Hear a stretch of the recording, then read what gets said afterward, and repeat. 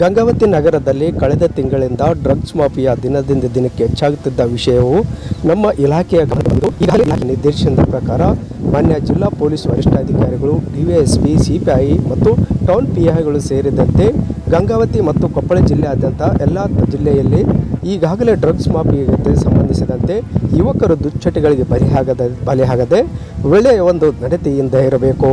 ಅಲ್ಲದೆ ಈಗಾಗಲೇ ಇಲಾಖೆಯ ಅನುಗುಣವಾಗಿ ಯಾವೆಲ್ಲ ಇಲಾಖೆ ಔಷಧಿ ವ್ಯಾಪಾರಿಗಳು ಈ ಡ್ರಗ್ಸ್ ವಿರುದ್ಧ ಡ್ರಗ್ಸ್ ಮಾಫಿಯಾದಲ್ಲಿ ತೊಡಗಿರುತ್ತ ಅಂಥ ಔಷಧಿ ಅಂಗಡಿಗಳು ಮತ್ತು ಯುವಕರ ಮೇಲೆ ಕಾನೂನು ರೀತಿಯ ಕಠಿಣವಾದ ನಿರ್ದಾಕ್ಷಿಣ ಕ್ರಮ ಕೈಗೊಳ್ಳಲಾಗುವುದೆಂದು ಕೊಪ್ಪಳ, ಬಳ್ಳಾರಿ, ರಾಯಚೂರು ವಲಯದ ಪೊಲೀಸ್ ಮಹಾನಿರ್ದೇಶಕರಾದ BH ಲೋಕೇಶ್ ಕುಮಾರ್ ಇಂದು ನಮ್ಮ ATV ತಿಳಿಸಿದ್ದಾರೆ. ಈ ದುಷ್ಪರಿಣಾಮಗಳಿದೆ.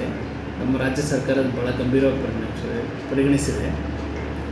ನಮ್ಮ ಮಾನ್ಯ ಮುಖ್ಯಮಂತ್ರಿಗಳು ಸಹ 4 ದಿವಸದ ಕೆಳಗೆ ಅತ್ಯಂತ ಉನ್ನತ ಮಟ್ಟದ ಒಂದು ಸಭೆಯನ್ನು ನಡೆಸಿ ನಮಗೆಲ್ಲ ಇದು ಕೊಟ್ಟಿದ್ದಾರೆ, ನಿರ್ದೇಶನವನ್ನು ಕೊಟ್ಟಿದ್ದಾರೆ.